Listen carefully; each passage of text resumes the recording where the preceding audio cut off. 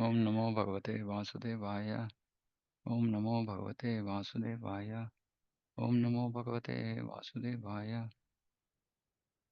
Om Agnanatimirandasya Gnanandanashalakaya Chakshurunmilitam Yena Tasmai Shri Gurave Namaha.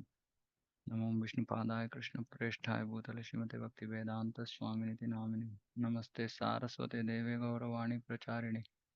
Nirvishesha Shunyavadi Paschatya Deshatarine. Jai Shri Krishna Chaitanya Prabhu Nityananda. Shri Advaita Gadadhara Shivasadi Gaura Bhakta Vrinda. Hare Krishna, Krishna Krishna, Hare Hare. Hare Rama, Rama Rama, Hare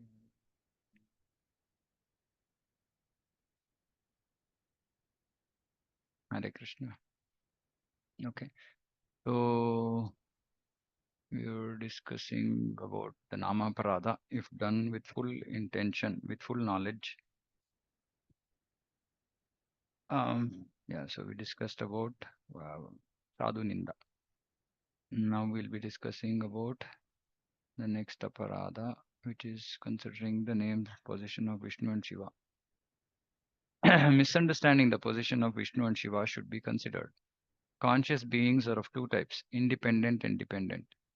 The independent being is the all-pervading Lord, Ishvara, and the dependent beings are the particles of consciousness, jivas, energies of the Lord, who pervade individual bodies. The independent consciousness, Ishvara, is of two types. One is not touched at all by Maya, and the other, for the Lord's pastimes, accepts the touch of Maya.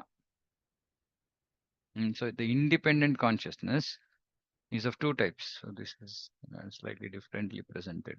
Independent consciousness, dependent consciousness. Dependent consciousness is the jivas.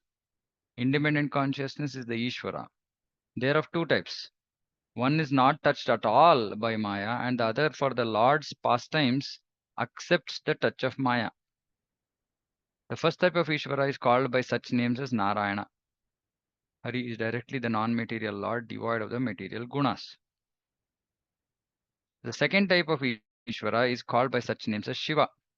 Shiva accepts the three gunas and is covered by them. Though Shiva is covered by the gunas, one should not think that he is in the category of Jiva. As the Brahma Samhita states, I worship the Supreme Lord Govinda, who becomes the form of Shiva. And so Govinda becomes the form of Shiva, who is said to be non-different from Govinda, but who is also different because of his contact with the transformations of Prakriti.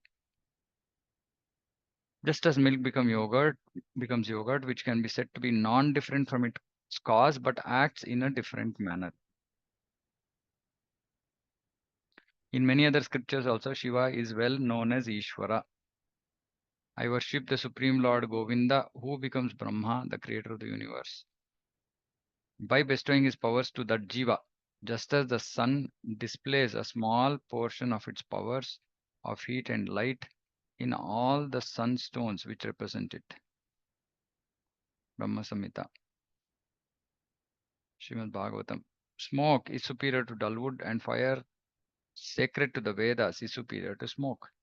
Similarly, Rajas is superior to Tamas, and Sattva is superior to Rajas, since it is favorable for realizing the Lord. As smoke is superior to wood, so the mode of passion compared to smoke is superior to the mode of ignorance compared to wood. But just as fire is not situated in the smoke, one cannot perceive the Supreme Lord in the mode of passion. In the mode of goodness, which is like the blazing fire, one can directly perceive the Lord Vishnu. Just as fire is situated within wood, so in the mode of ignorance, the Lord's presence can be assumed to exist in latent state. The happiness of realization of the Lord in his impersonal aspect may be compared to the state of sleep, which is characteristic of Tamoguna, with vague awareness of the Lord's presence. So basically here it is being said that independent consciousness, two types, one not touched by Maya at all, which is Narayana, the other which is touched by Maya, which accepts the touch of Maya for Lord's pastimes, which is Shiva. So though Shiva is covered by the gunas, Shiva is covered by the gunas because he is the Lord of the Tamoguna. One should not think that he is in the category of Jiva. So Brahma Samhita worship the Supreme Lord Govinda, who becomes the form of Shiva. So Govinda becomes Shiva. but he accepts the touch of Maya for his pastimes. So we have to know. So Shiva is also called Ishvara. That is why many times people get confused. What is the position of Shiva? Shiva is also Ishvara. Vishnu is also Ishvara.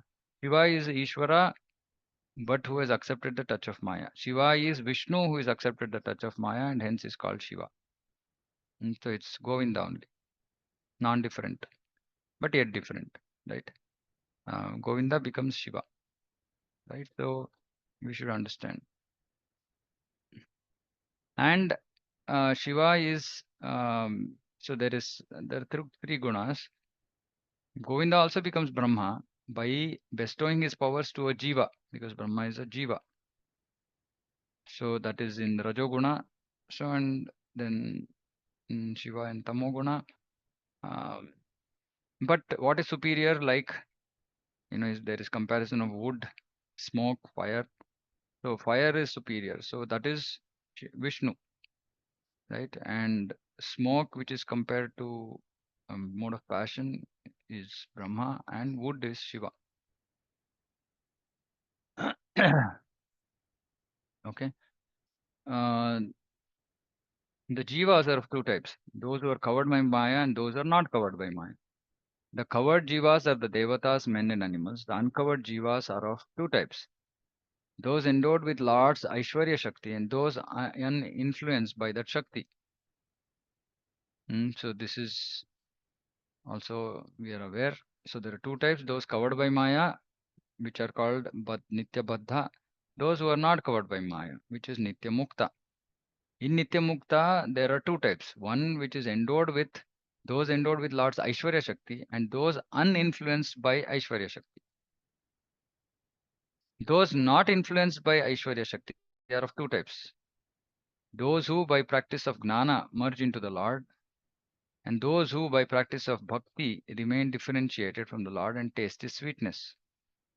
Okay, so this is not Nitya Mukta as such. So here it is actually, um, I don't know what it is actually. The uncovered jivas are of two types: endowed with Lord's Aishwarya Shakti and those uninfluenced by the Aishwarya Shakti. Those not influenced by Aishwarya Shakti are of two types: those who by practice of Gnana merge into the Lord, and those who by practice of Bhakti remain differentiated from the Lord and taste His sweetness. Let's see what it said. Those who are influenced by Aishwarya Shakti are of two types: those influenced by elements such as Gnana, belonging to the spiritual sphere, example for Kumaras or Shakti Avesha, and those influenced by such elements as the function of creation, etc., coming from the material sphere, example Brahma. Okay, so then there are jivas who are influenced by Aishwarya Shakti. Uh, so some are influenced by Gnana and some are influenced by function of creation like Brahma. So Kumaras, Brahma are influenced by the Aishwarya Shakti, right? So here, just to go back, so those covered by Maya, those not covered by Maya. Those not covered by Maya are of two types: those endowed with Lord's Aishwarya Shakti and those influenced in by uninfluenced by that Shakti. Those not influenced by Aishwarya Shakti are of two types. By practice of Gnana, they merge into the Lord. By practice of Bhakti, they remain differentiated and taste His sweetness. And those who are endowed with influenced by the Aishwarya Shakti are of two types, which again affected by Jnana and by functions of creation like Brahma. So if you see here, Brahma is said to be covered and not covered, right? Like here it is being said that Brahma is not covered by, um, is not covered by Maya. I'll just summarize this once we read this section. One may consider that Vishnu and Shiva are non-different, being in the same Ishvara mode. Though this is true, the devotee must understand that there is a difference in worship of the Lord with a touch of material qualities and with no material qualities. Persons desiring no material benefit should thus worship Vishnu. Brahma and Vishnu, on the other hand, are completely different tattvas. Brahma is Jiva and Vishnu is Ishvara. Sometimes Brahma and Vishnu are described as identical in the Puranas. But one should understand this statement by the example of the sun and the Surya Kanta jewel. The sun is compared to Vishnu, Surya Kanta jewel is Brahma. which is invested with the light of the sun and is therefore considered non-different in that aspect. But in some Mahakalpas, even Shiva, like Brahma, is a Jiva invested with the power by the Lord. Laghu Bhagavatamrita is saying. Thus, Shiva is sometimes classed with Brahma, as in the following statement. A person who considers Narayana is equivalent to Brahma, Shiva, and the other devatas is a low rascal, Pashandi. Those who are not fully researched in the matter say that Vishnu is the Lord, not Shiva, or that Shiva is the Lord, not Vishnu, or that since I am a devotee of Vishnu, I will not give regard to Shiva, or since I am a devotee of Shiva, I will not respect Vishnu. Such people deliberately involving themselves in arguments become offenders. If such offenders can become enlightened by a knowledgeable devotee, then they can realize how Shiva and Vishnu are non-different. With this realization and by performing Namakirtana, the person can nullify his offense.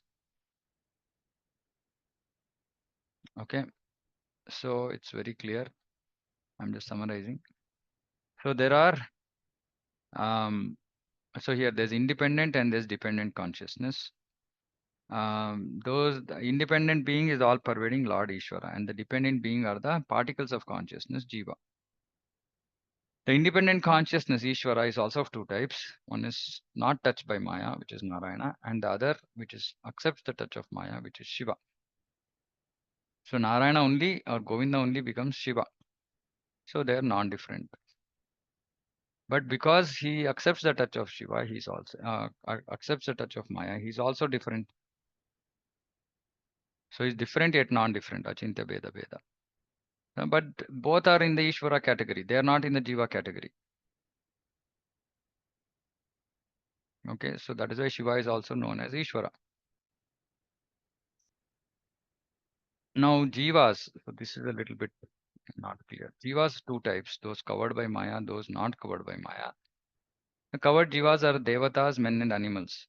Now, while the covered Jivas are Devatas, men and animals, here Brahma and Kumaras, though they are Jivas and they are Devatas, they are classified under uncovered Jivas. This requires a little bit more understanding, so I will not comment on that right now. So there are uncovered Jivas who are endowed with Lord's Aishwarya Shakti. That in that classification, Srila Vishwanath Chakravarti Thakur is classifying Kumaras and Brahma. And those uninfluenced by the Aishwarya Shakti look like the normal, the sadhana siddhas, who actually by practice of gnana merge in the Lord, or those by practice of bhakti and taste his sweetness. So it's a bit unclear, so I won't comment more on that.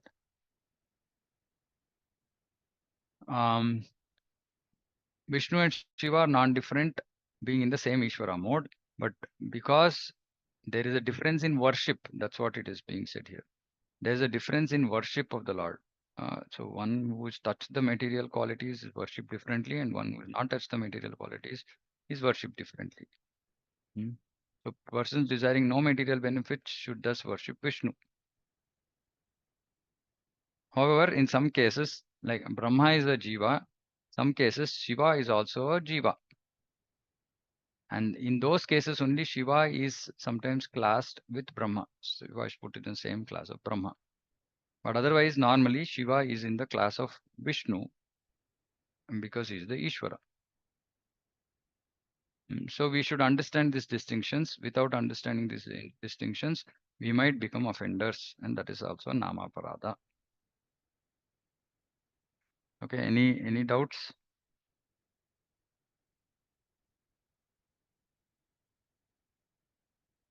Is this clear?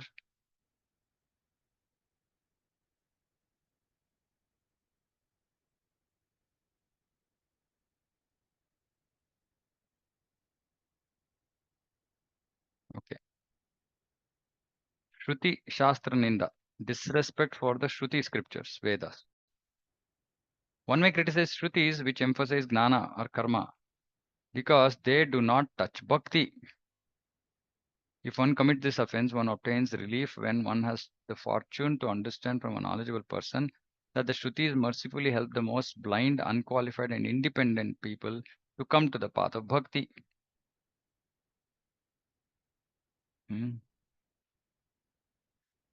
Commission of the fourth offense can be nullified by using the same mouth that criticized the scriptures to praise the same scriptures and to praise the practitioners of those scriptures, and by performing loud chanting of the holy name. So we should understand that this is also Lord's intention only. Lord only has given these Vedas. So this, we shouldn't criticize the Shrutis which emphasize Gnana or Karma, because that is also given so that the people will eventually come to the path of Bhakti. So we should also not criticize the practitioners of those scriptures, understanding that they are actually at a lower stage, and we should be compassionate towards them and see how they can actually come to the path of Bhakti. So in general, this whole criticism business has to be dropped. We should not criticize anybody, be it Vaishnava, non-Vaishnava. Right? Now, in the same way, one should understand the appearance and nullification of the other 6 offenses. So, Vishwanath Chakravarti Thakur is not going into the details of the other. Okay, but for us, most important one is, like I said, I and mine. Yesterday, I was reading. I was putting some messages on the group. I don't know how many of you had time to go through. There's one statement which says that the soul desires sense gratification. This was actually very eye-opening to me. Many times we talk about the soul as somewhat helpless. Actually, it doesn't look like it is helpless. The soul is desiring sense gratification, and hence the false ego, the intelligence, mind, everybody is working for the soul. So, by knowledge, once we understand saying that, oh, I'm part and parcel of Krishna, I'm not supposed to, he's the enjoyer, I'm not the enjoyer. If we can start by our free will, if we can start to uh, stop trying to sense gratify ourselves. This is our will, our free will, our independence. Then we can overcome this I and mind, because then we will come on the platform of the soul, and there is, for the soul, there's nothing I and mind, because that whole I and mind, aham mama, is material, bodily conception. So as the soul, because we feel helpless many times, many of us, we feel helpless. Oh, I'm being dragged into it. Actually, yeah, while we are being dragged into it, we should understand that the soul actually is super powerful because it's part of Krishna. So all we have to do is simply make up our mind saying that I'm not here for sense gratification. That's all. I'm here to gratify the senses of the Lord. If we start meditating on this one statement, that the soul is wanting sense gratification, the soul is not helplessly stuck in this material world. Soul desires sense gratification. Right? And so as the soul, I will now want to give up sense gratification. Then we gain the strength, actually, to actually come out of this aham and mama. It was very, it was eye opener yesterday, because I had always thought that somewhat like, Atma is in, the Atma is spiritual. So yeah, just that it is associating with the body, or it is assumed that it is considering the body as self. But actually, the root cause is that, because why is the soul considering the body as self? Or the jiva is considering body as self? Because he wants sense gratification. So this is the key, actually. The crux of the problem is that we want sense gratification as soul. We want sense gratification because we want ananda, but that should not be material. So we can come on the platform of spirituality for experiencing that same ananda. But we should not try to extract sense gratification from material things as the soul, consciously. Then automatically this aham and mama business will come to an end, because we'll stop seeing ourselves as seeing this body as object of sense gratification. Then everything connected to the body is also not an object of sense gratification. Is this clear? Uh, Pranam Prabhuji. Yeah, Madhu. Prabhuji, but actually in reality, like the soul is not hankering for enjoyment, not for sense gratification. It is due to its conditioning since time No, but immemorial that who decided? Who decided to get conditioned? Nobody pushed us to become conditioned. That's why this statement was really like, I mean, when I was reading that yesterday, it just hit me. The soul became conditioned. How? Yeah, because of our free will. Yeah, and that continues. Mhm. See, we should understand that we, at least, of course, I mean, till we come to the stage of being devotees, we are willingly wanting to enjoy sense gratification. And that's why we are stuck. Fortunately, when we come in touch with devotees, with bhakti, etc., then we are able to realize, I'm not supposed to be enjoying sense gratification. But that desire is still there because it has been there from time immemorial. Right? Let me search that statement. It's a very nice statement. Where did I put it? Hare Krishna, Prabhuji. Yeah, Mataji. I'm also not able to understand this Yeah. because till date we were thinking that the soul is very uncomfortable to be in that position and it Yeah. wants to go back. Yeah. And this is something, and I'm not able to understand. Can you kindly explain it Yeah. again, Prabhuji? I'm also trying to understand once again. Sense gratification. Hmm.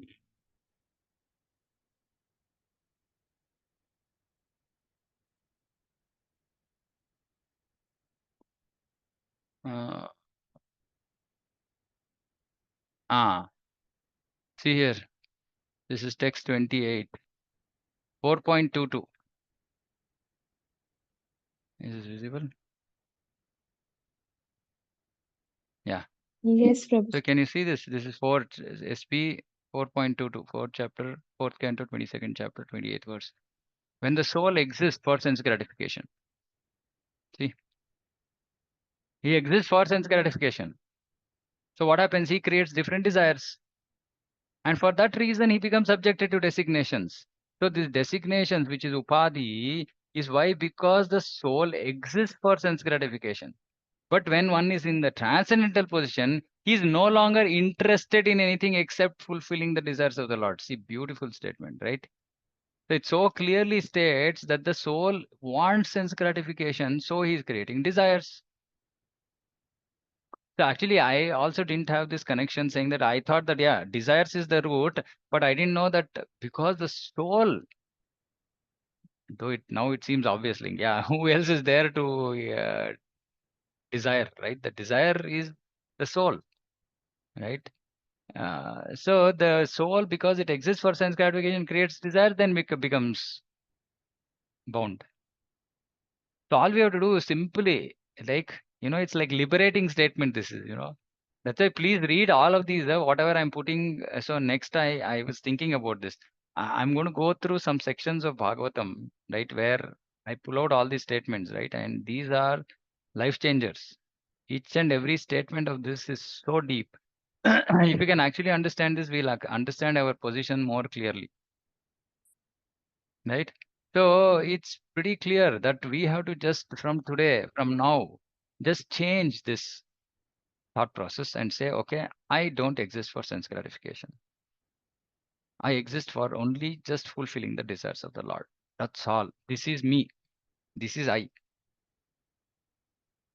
Then everything that is connected with giving me sense gratification, it just becomes opposite. I mean, it's then not aligned to my self-interest.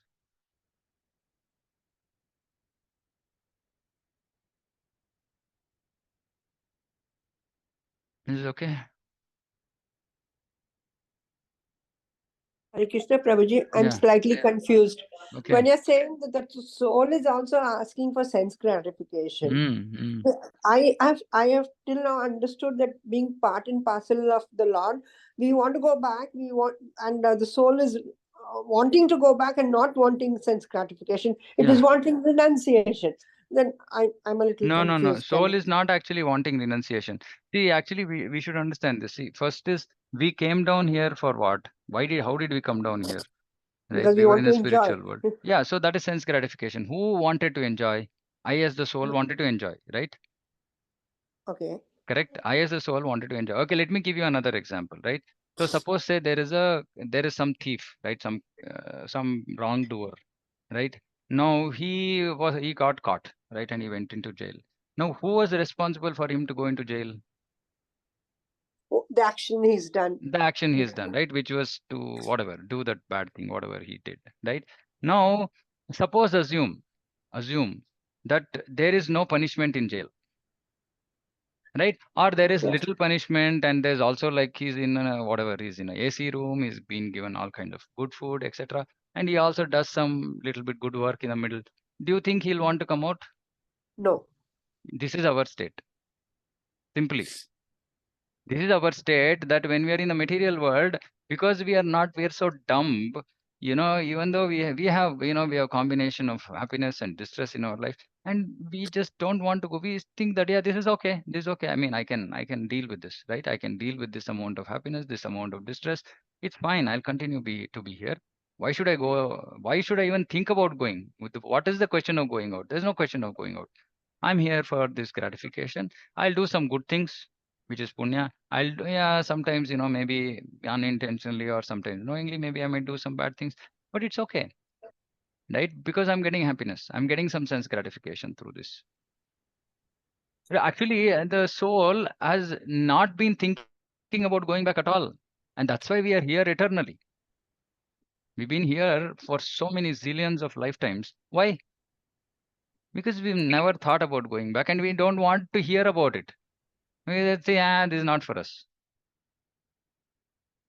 So it's a beautiful,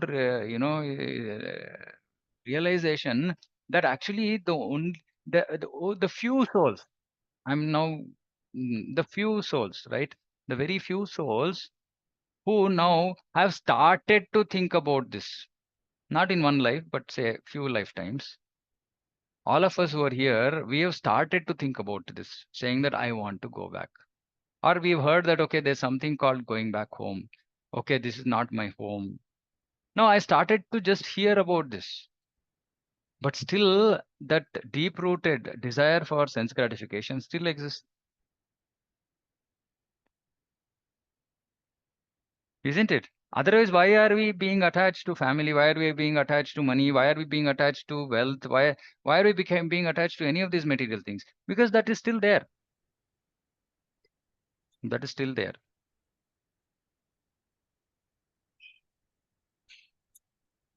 Right? But also there is this little desire has started saying that I don't want to, I'm not supposed to be here. I'm supposed to be there. I should be serving the Lord. That is the path of real happiness for me. This knowledge has started. Now, when this becomes intense, when this desire saying that I don't want to enjoy sense gratification, I want to just simply serve Krishna, when that desire becomes very, very intense, is when this complete cutoff happens. Till then, we have our legs on both boats. And this is the reason why many of us struggle with sense gratification, with coming out of this material attachment. See, just this is very nice. We talk about being conditioned, right? So right now we have we have also been thinking, saying that yeah, as the soul, I'm conditioned. Yeah, I'm conditioned. Why? Because I've been desiring sense gratification all along. Now, do I detest? Do I detest? How much do I detest sense gratification? Right? So to that extent, we can understand the soul has become free. Otherwise, so it still has some aspect, some desire for sense gratification. Yes, there is a lot more conditioning from previous lifetimes, which is more strong. But we should understand that the soul is the boss. Soul is the part and parcel of Krishna. Soul is super powerful. And this mind, intelligence, false ego and all, nothing. They're just nothing in front of the soul. Isn't it? But because we never thought about ourselves to be powerful enough to extricate ourselves, pull ourselves out, and we always, pointed fingers towards some conditioning, making that conditioning even stronger than us. See, and all this we are talking about just because we have come in touch with Krishna consciousness. Otherwise, we will not be able to understand any of this. So the soul, which existed for sense gratification, should just start existing for the pleasure of Krishna. This is devotional service, pure devotion. When we start to do this, automatically the pulling out business starts. Automatically. That is why, and This is very wonderful, because how bhakti can do this, how bhakti is so powerful that other processes cannot do it, because the desire has changed here, na? The desire, that is why all others have also are called mukti kami, siddhi kami, bhukti kami.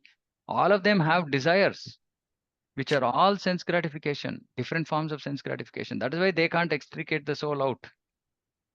They can't pull the soul out of this material realm, because all of them, whatever they want, is present in this material realm only.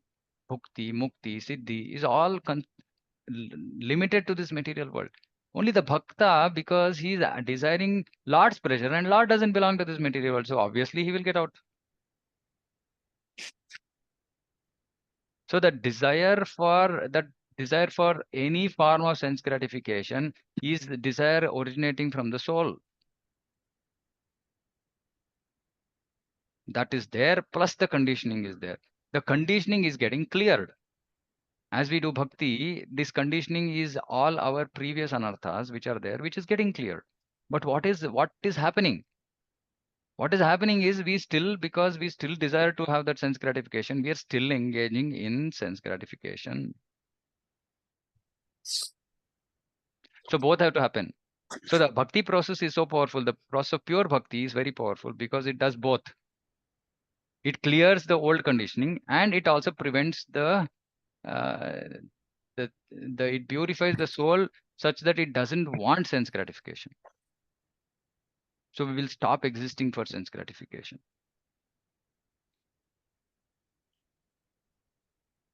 Is this okay?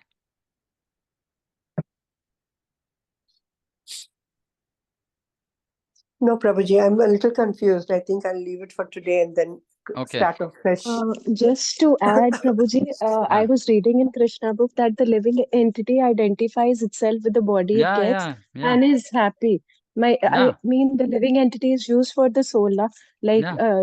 if he attains the body of a dog or a hog, he's No. satisfied eating that Yeah. Yeah. greasy stuff. Yeah, Yeah. that is Why? the power Because the of the soul is soul wants sense gratification, it's getting it. yes. Yeah. It's only by the powerful process of bhakti and mercy of Guru and Vaishnavas that we realize this and we work on disentangling Yeah. See, ourselves. because actually even the process of jnana, for example, right? Jnana, somebody might even come to the understanding saying that, okay, but they don't have a process to pull themselves out, right? And the bhakti process is so powerful that it gives the knowledge and it also gives the process to pull us out. And as the process, as we start accepting the process, then we start seeing ourselves becoming free. And we are not desiring a new. See, that is why also this whole Diksha process, no? Uh, Chaitanya Mahaprabhu said, Jagai and Madai, I will pardon you for all the sins you have committed. Don't commit new sins. So where this committing new sins coming from? Free will. Who is exercising free will? Atma, isn't it? Free will is an aspect of the Atma. The words has struck us. Otherwise, living entity is common. Like Yeah. every time, like we read, na living entity does this. Living entity identifies itself. Hmm. So maybe this word. Yeah, so this is this is very revealing. So we have to just, whether we are able to understand the logic or not, simply what we have to do right now is just to say that, okay, I don't want sense gratification. I want just pleasure of Krishna, right? And when we say I is referring to the soul. So I should say I don't want sense gratification. Why? Because it's going to bind me again. I'm on the process of release. I'm in the process of the release, right? I can get released. I can go back to Krishna. Like I said, Shivram Swami Maharaj in his book Shuddha Bhakti Chintamani is saying we are few steps away from Goloka. Few steps. Now, why some cheap, low class sense gratification should pull me back, hold me back here? It just doesn't make sense, right? So can we just simply say, right, to ourselves, saying that I don't want sense gratification? It's like an affirmation to ourselves. I don't want sense gratification. I don't want sense gratification. I want only pleasure of Krishna. I want only pleasure of Guru. if you can just, if you can, if this statement can become like really deep rooted in us, right? Atma will stop desiring for sense gratification. Automatically, everything else will start falling into place. A very, very deep one. Hmm? So let's just meditate on this. We'll stop here. And tomorrow we can see if there's still some questions on this, about this we can discuss. Right? So we've just finished the third anarthas arising from sinful life, anarthas arising from pious life, and anarthas arising from aparadhas. Right? That's what we have finished. Now, the last section we'll do tomorrow is anarthas arising from wrongly doing bhakti or imperfectly performing bhakti. So let's understand what that is. Right? So for now, we'll stop here. Yeah, is it okay? I know, see, that is why Bhagavatam, so which is what I'm, which is today's, for me, something that came while chanting is that we should do this. We should study this sections of Bhagavatam more deeply. Certain sections of Bhagavatam, like we did teachings of Queen Kunti or prayers of Queen Kunti, like that. What I'm going to do after this book, right? And if you have any thoughts, suggestions, you can let me know. What I want to do is I want to pick up different sections from Srimad Bhagavatam and read them through, right? Like, for example, Narada Muni's life, right? Amazing insights. Then, what is occupational duty, right? So, there are certain sections which are actually very, very powerful, which can actually change our lives. Right. So, what I am wanting to do now is after this book, uh, uh, want to start picking up certain sections of Srimad Bhagavatam and discuss it as episodes, right? One after the other, because that way actually two things.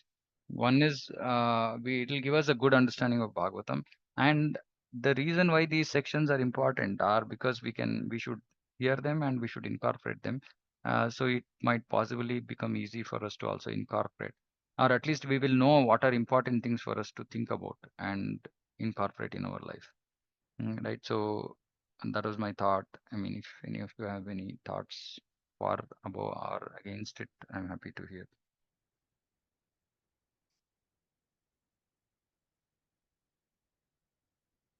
Okay, no views.